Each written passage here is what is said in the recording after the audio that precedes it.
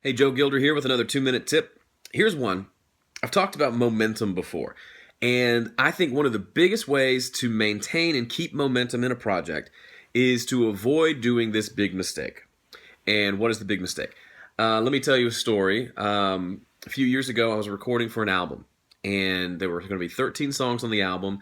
10 of those songs were going to have drums, so full band. So I've spent a lot of time prepping for the drum recording session at my studio. We did drums and bass together. We recorded all the songs in a day. We actually were crushing it as far as getting things done. We were done by like 3 in the afternoon. 10 songs, including a lunch break.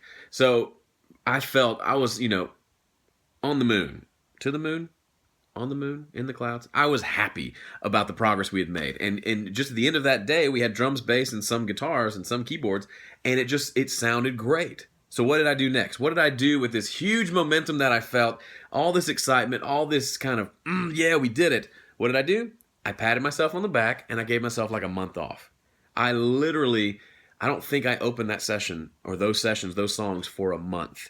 I went in and I bounced out all the songs after the session, and I just listened to them for a month and just kept listening to them and thinking, oh, you're so great. These are almost done. Patting myself on the back.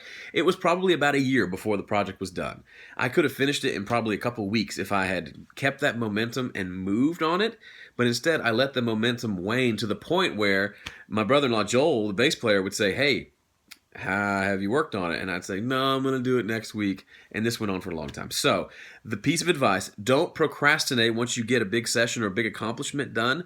Don't just wait and see what happens. Schedule the next session. The biggest way to kill the momentum is to just wait around and not schedule something. So as soon as a big session is done, get out your calendar, schedule the next session, and go do it.